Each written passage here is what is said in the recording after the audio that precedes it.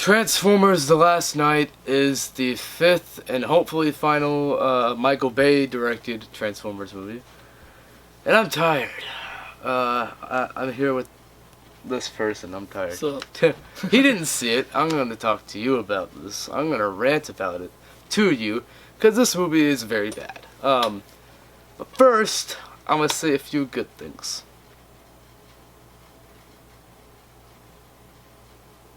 Oh, I got something. There we go. Okay. Mark Wahlberg's okay. That's about it. I'm kidding slightly. The CG is still really good in this movie, as it is in all these movies. And Michael Bay is good at directing action, even if it's too bloated and too many explosions for its own good. He is good at doing it, and some of it looks really cool. There's a couple decent action scenes, but there's not a lot of action in this movie. That's at least compelling. This is a really, really boring movie. This is so boring. And I have the last 4 movies right here. Even this one, that is regarded as the worst one. I have it, and I don't hate it. It's not good, but I don't hate it. And that's kind of the idea of that. So yeah, I'm not... Oh, I almost said I'm not a Transformers hater. Part of me is, part of me isn't. Look at this. Okay. Transformers is a nostalgic thing for me. I saw the first movie back in 2007. I was like 6 years old. I don't know how old I was. It didn't matter. So yeah, I was young nonetheless, and I thought it was the coolest freaking thing ever. Oh yeah, me too. Yeah, I went back and rewatched that movie last night. It still holds up. It's not great, obviously, but it's a fun movie. But yeah, so I guess even though you didn't see the movie, do you have any nostalgic experiences with Transformers? Well, I can tell you one thing. My personal opinion would... The third one, in my opinion, is probably the worst. And of course, the first one has to be the best because that's my childhood right there. First one, I still really enjoy it. It's obviously the best one. It's obviously. For me, it ranks... I'm not going to include this new one. I'm actually just going to rank the good ones right now. It goes for me 1, then 3. Those are the only 2 I like. And I'll finish my ranking at the end of this video. I got to think about it more and more as I rant on. This is going to be probably a really long video. The second one, in my opinion, was alright. I mean, it wasn't. I hate the second like one. The first. I hate the second one. It's so bloated. But, I mean, even that movie at least had some bit of, like, fun. This movie's just like, we're going to do the exact same thing, step by step by step. We're not going to give you anything new. Yeah. It's going to be a whole bunch of friggin' explosions. Yeah, that's what I realized with, like, give me a headache. Almost like pretty much all the movies. It's pretty much like the same, same storyline. Same movie over and over and over again. Okay, yeah. I'm going to try to tell you what this movie's about.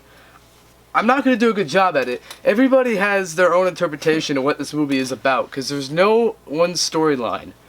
There's a whole bunch of different things going on that string together in what they call a plot.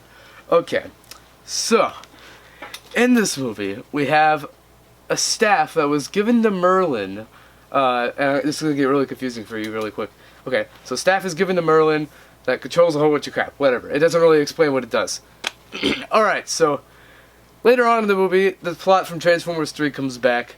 We have the Transformers, I guess it's like a Cybertron-ish type planet, and Optimus Prime's maker's there. She's controlling a whole bunch of crap, trying to destroy the world, and it's so convoluted, it doesn't make any sense. Then Mark Wahlberg's there in the middle of it all, and he plays some big important role in all of this. Then a whole bunch of random side characters who don't do anything are there. They try to force a romance in there. Optimus Prime turns evil for like 2 seconds, and there's your movie. I don't know. And I didn't spoil anything there. It's like, that's the non-spoiler version of this. Okay, but even if I did spoil it, there's nothing there to spoil, really. Yeah. Ugh.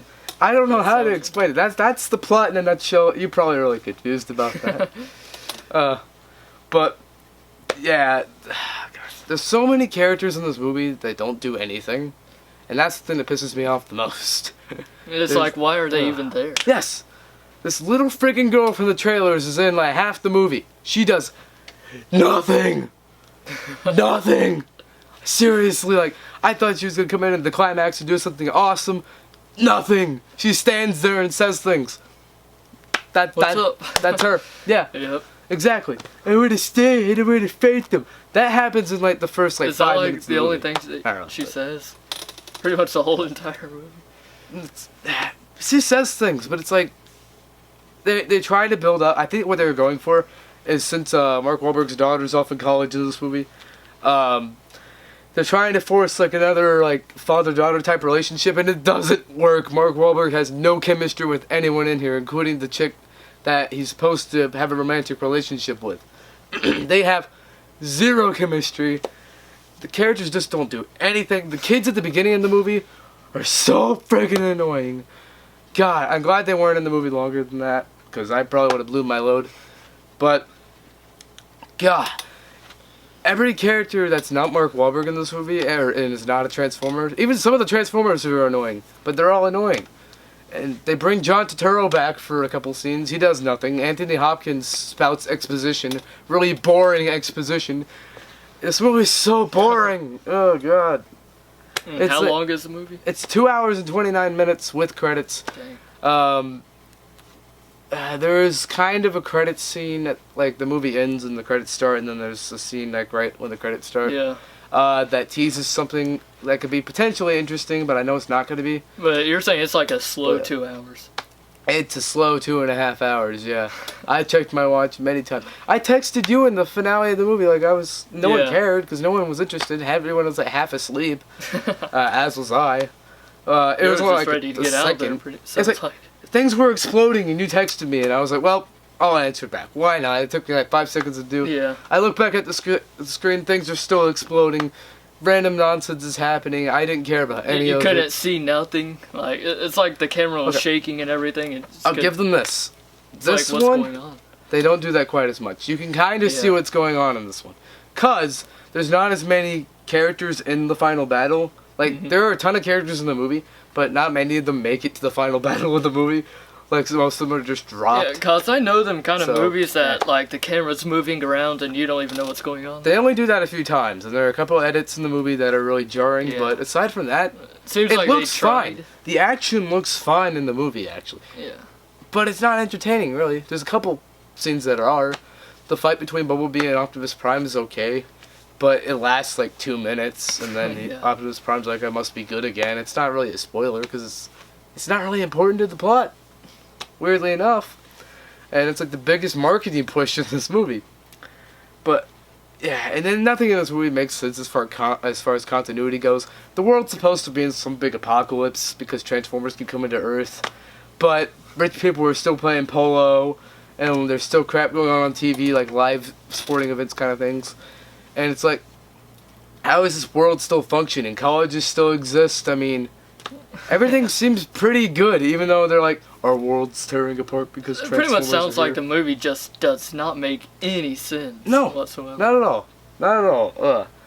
Like they took a whole bunch of random events, strung them together, and said, "Here's your movie. You just watch nothing for 2.5 hours. Give us your money, Yeah. and it's gonna make probably not a crap ton of money this time around. I don't think, because people are starting to get wise to the act.